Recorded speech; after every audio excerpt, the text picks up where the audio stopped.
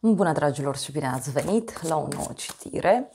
Dacă titlul te-a atras, înseamnă că ai aici cu siguranță un mesaj pentru tine. Îți mulțumesc pentru că mă urmărești, îți mulțumesc pentru că mi-ești alături. Dacă vrei și tu o astfel de citire, te invit oricând cu drag doar pe aplicația de tarot și astrologie Cristina Zurba, disponibilă atât pe iPhone cât și pe Android. Hai să vedem așadar mesaje, ce trebuie tu să știi pentru tine, pentru casă, în curând, în viitor, ce nu știi pe neașteptate și ce o să te mire. Hai să vedem așadar mesaje. Bun, a început citirea cu o arcană majoră. Bun, la baza pachetului avem așa un 10 de bâte și 7 de spade. Cineva îi se simte dezamăgit, cineva se simte frustrat. Poate să fie vorba și despre o persoană care pur și simplu are o perioadă mai aglomerată în viața sa. E cineva care are niște regrete în legătură cu o ceartă, în legătură cu o discuție în contradictoriu, în legătură cu un gest de gelozie pe care și eu l-a făcut, dar oricum ar fi, văd aici o perioadă în care lucrurile sunt foarte aglomerate pentru tine. Poate să fie vorba și despre o perioadă în care pur și simplu simți ca o apăsare mai mare asupra ta și tot 10-le ăsta de bâte, bineînțeles, poate să reprezinte și un moment în care e ca și cum vezi lucrurile diferit, e un moment în care ți se cere să-ți faci ordine, ți se cere să vezi care îți sunt prioritățile. Apoi pentru tine avem Marea Preoteasă, deci poate e un moment în care tu știi mai multe lucruri decât spui. Marea Preoteasă de asemenea poate să reprezinte și o persoană care, știu eu, e prin preajma ta și cu care te sfătuiești. Este vorba despre cineva care e mai tăcut, e mai izolat, e cineva care are foarte multe informații și care, uite că te poate ajuta. Da? Însă, pe de altă parte, simt eu că e ca și cum nu spui despre această povară, da, pe care o ai. Fie sunt multe activități de făcut, fie pentru alții dintre voi pur și simplu este o apăsare, da, care apare, dar e și ceva care e clar că nu mai poate funcționa așa. Ceva ce trebuie schimbat. Hai să clarificăm puțin, să vedem ce e cu Marea Preoteasă. Hopa, avem Cavalerul de Spade, deci aici, nu știu, poate e ca și cum taci doar ca să nu fie scandal, da? Pentru unii mai simt aici, uite, și tot felul de gânduri ciudate pe care le aveți în legătură cu o relație.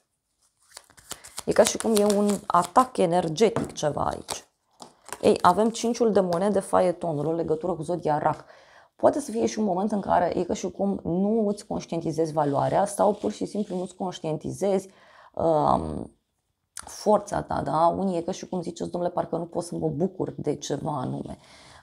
Mai văd, bineînțeles, și pe cineva care, uite, poate avea o problemă de sănătate. Problema asta de sănătate poate, știu eu, să intervină foarte brusc. Da? Mai văd și pe cineva care se simte cumva lăsat deoparte. Și apoi avem așa, 3 de bâte, asul de monede pentru tine. E ca și cum apare aici ceva nou. Fie este vorba despre o nouă etapă, fie este vorba despre un nou proiect, fie pentru unii este vorba despre o nouă sursă de venit sau noi oameni care apar în viața voastră și e posibil ca acest aspect să vă facă pe voi să fiți mai tăcuți, mai izolați. În alte cazuri e clar aici că sunt și niște secrete ascunse. Pentru casa ta, în schimb, avem aici așa Luna, ok, Luna, o legătură cu zodia Pești. În plan personal văd foarte multă teamă, poate știu eu în casa ta, da? Nu e ceva sigur, nu e ceva stabilit. De asemenea, ce mai văd aici pentru casa ta, poate să fie și o perioadă în care e ca și cum nu îți găsești liniștea.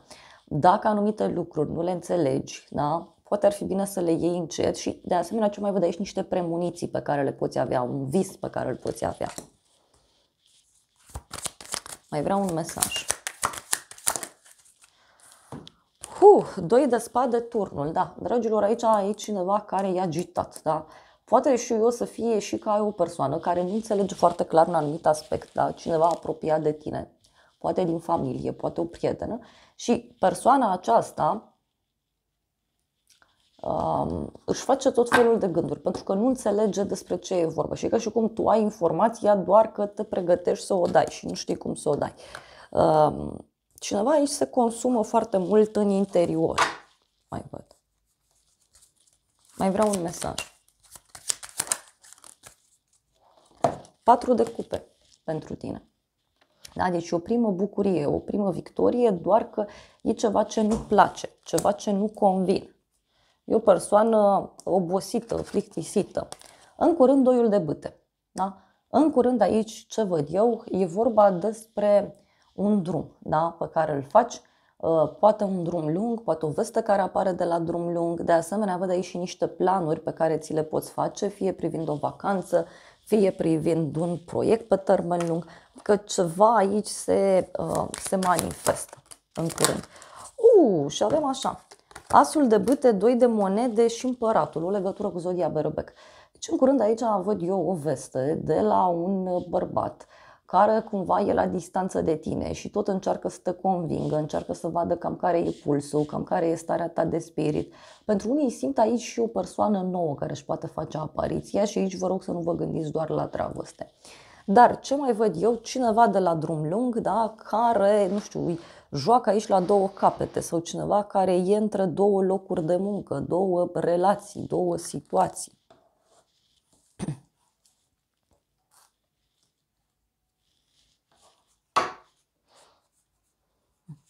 Cineva care, uite, se pregătește să vină către tine, doar că e ca și cum mai întâi vrea să vadă dacă terenul este sigur.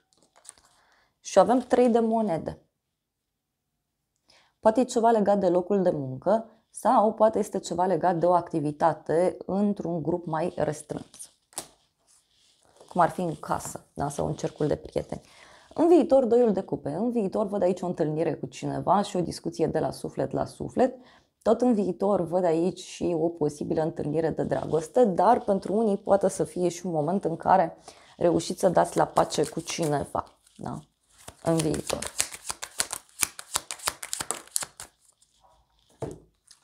Și avem așa, 6 de spade, pajul de monede în viitor.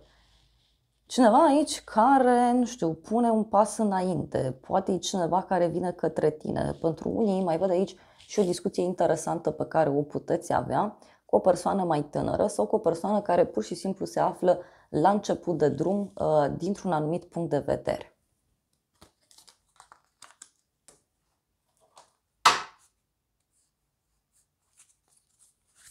Mai vreau un mesaj. 6 de bâte în viitor, deci o bucurie pentru tine, o realizare.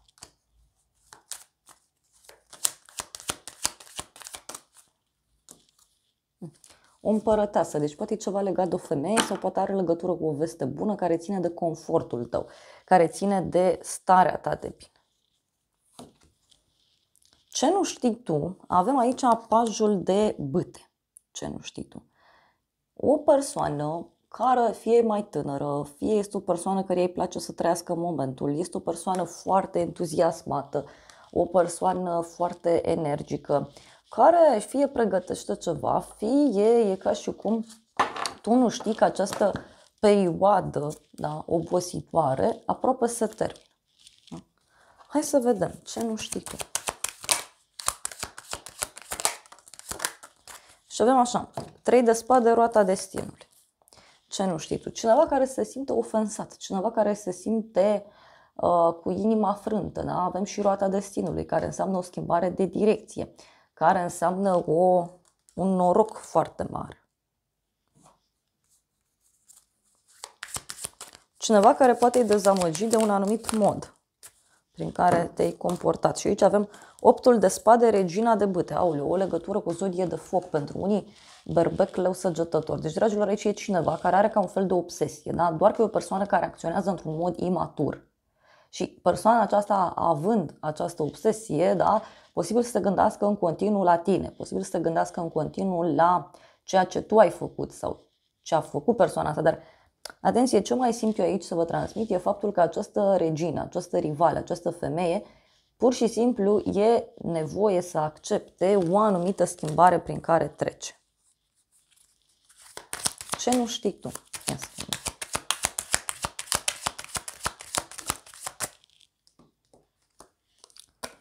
Luna, o legătură cu zodia Pești.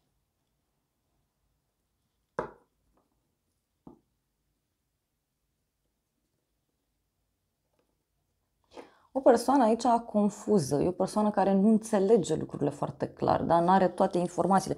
Uite, pentru unii poate să fie cineva din casa voastră, din familia voastră, care se consumă foarte mult pe o lipsă de informații. 10 de bâtă. Uite, deci e cineva care are ceva foarte greu de dus în spate. Hai să vedem ce spune și acest tarot. Ce nu știi tu? Ei, e o lipsă de încredere, o lipsă de încredere în sine, o lipsă de bani mai poate să fie, dar și un comportament, văd eu, imatur a unei persoane. E cineva care e destul de imatur aici în modul său de a acționa. Mai vreau un mesaj, ce nu știi tu?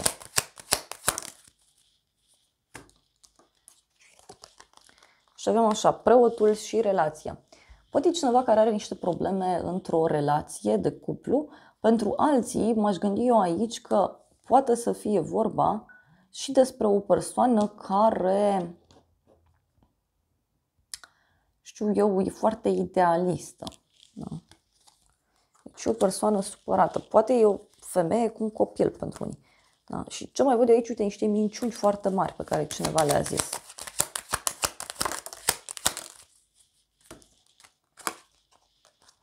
Avem femeia și cearta. O femeie care e agitată, o femeie care se ceartă, sau o femeie, repet, care nu înțelege foarte multe anumite aspecte. Pe neașteptate, asul de bâte. Pe neașteptate, uite, o veste bună, o activitate interesantă de la un împărat. Da? E o persoană suspusă, e o persoană sigură pe ea, e o persoană care își dorește aici un nou început alături de tine, dar poate să fie și multă pasiune.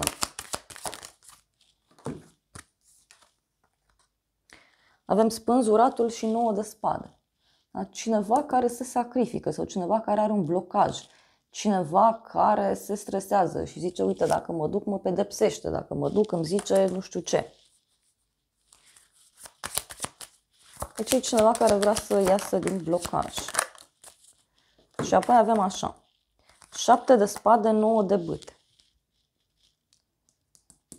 Pe neașteptate. Deci cineva căruia este teamă, da? Și cineva, nu știu, fie evită să vină către tine, fie este o persoană care încearcă să-și urmărească interesul, poate e cineva care regretă că a mințit, că a trădat.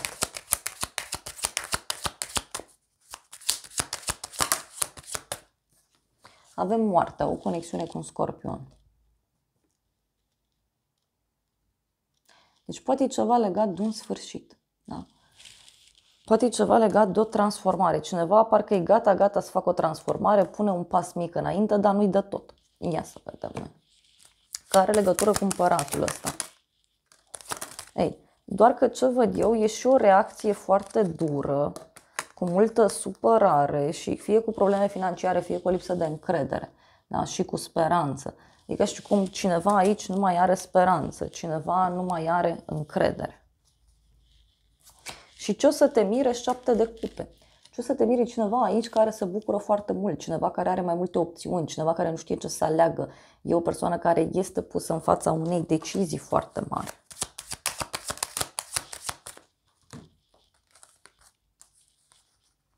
Pajul de spade, 4 de bâte. Ce o să te mire? O persoană care e foarte curioasă în legătură cu o petrecere, în legătură cu o întâlnire. E o persoană care e foarte curioasă în legătură cu o persoană sau poate la o petrecere, da? Cineva se interesează de tine.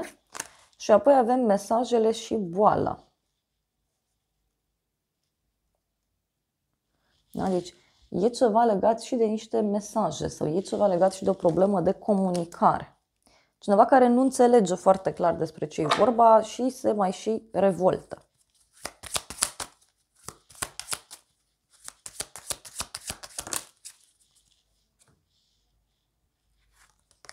Regele de spade, 9 de monede, o legătură cu o zodie de aer, Gemeni, Balanță, Vărsător.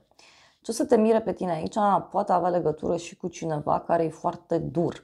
E cineva care își face niște planuri, niște strategii, poate e vorba de un bărbat care fie lucrează la stat, fie cineva care lucrează cu actele, dar este în același timp și o persoană ușor mai vicleană.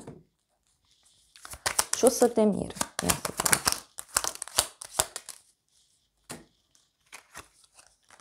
Gelozia, casa și minciunile. Ei, o persoană care e geloasă. Dar parcă aici ce-mi vine mie să vă spun, știți că e vorba aia, hoțul strigă hoțul. E cam așa și aici. E ca și cum cineva se știe pe sine ce face, cum este, doar că e ca și cum dă în tine, da? Ca să n-apuci tu să dai. Eu am o vorbă, când te știi pe tine cum ești, crezi că toată lumea e la fel. Deci cam așa e și cu personajul ăsta. Aici. Sunt niște minciuni totuși. Hai să vedem ce o să te mire. Hoțul și norocul. Deci cineva aici care pur și simplu nu-și asumă o responsabilitate. Poate să fie și cineva care are un ghinion, da, și ies niște informații la suprafață. Și eu cred aici că are legătură și cu o altă persoană implicată în toată povestea asta. Ia să vedem noi ce spune și oracolul. Wow, avem o separare, supărare, cuiva este dor de tine, cineva se gândește la tine. Mai văd aici, bineînțeles, și un viitor care nu e sigur. Iar apoi avem șarpele, competiție, inamic cu altă femeie. Da? Cineva care fuge aici parcă de o ceartă.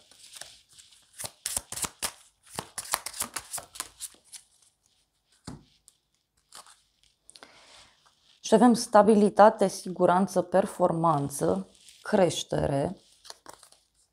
Deci ceva ce se închide, văd eu. Iar apoi avem fluturele. O altă fază, a vindeca acel copil interior și a te elibera de trecut. Deci aici e ca și cum vi se cere să lăsați puțin trecutul în urmă și poate chiar aceste lucruri care nu au funcționat. Da? Pentru a reuși, uite, să vă înălțați. Mai vreau un mesaj.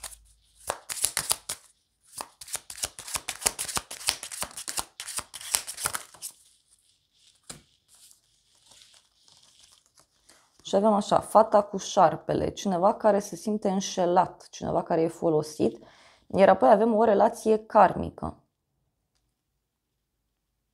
A renunța, percepție, iar apoi avem o navă.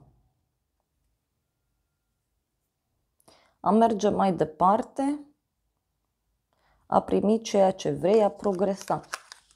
Eu cred aici că are legătură cu o situație toxică care se închide. Da? Și închiderea vine prin niște informații pe care le aflați.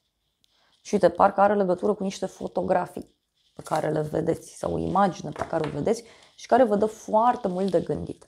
Hai să vedem ce zice acest oracol acum. Și avem așa, fericire, reînnoire și gânduri intruzive, da? Gânduri ciudate. Acum, poate să fie, uite, și cineva care, nu știu, zâmbește în permanență doar că e agitat sau agitată, e o persoană glumeață, dar care în același timp, repet, are mintea agitată. Pentru alții, ce mai văd eu aici, e ceva legat de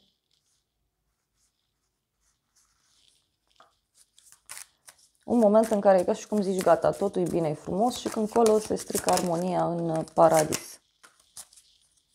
Și apoi avem maniac și vindecare.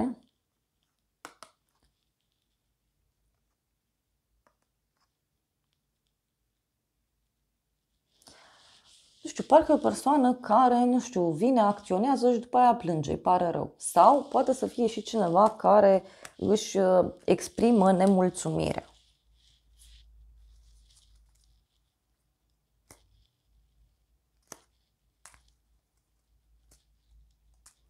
Iertare avem aici, resentimente, curaj. Dacă intuiția ta spune ceva, poate ar fi bine să o asculți în legătură cu o situație ciudată. Avem aici lanțuri, deci cineva se simte restricționat. Da? Iar apoi avem numere, unitate, semnificație, secvență. Nu știu, parcă e o chestie karmică aici. Da? Parcă e o chestie karmică. Și avem cuplu, relație, conexiune, încredere. Și aici văd eu o eclipsă solară, da? Soartă, nou început și sfârșit.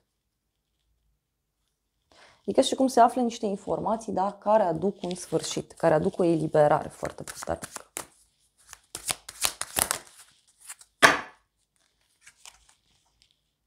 Deci cineva care nu mai acceptă și vrea să se elibereze, vrea să plece. Și din nou avem această eclipsă de soare care înseamnă soartă, da? Nou început, sfârșit. Da. Dragilor, acestea au fost previziunile de această dată. Eu vă mulțumesc pentru prezență, vă îmbrățișez cu drag, sper din suflet să vă fie de folos informațiile și să ne revedem cu bine și data viitoare. Eu vă doresc să aveți parte de o zi sau de o seară cât mai frumoasă.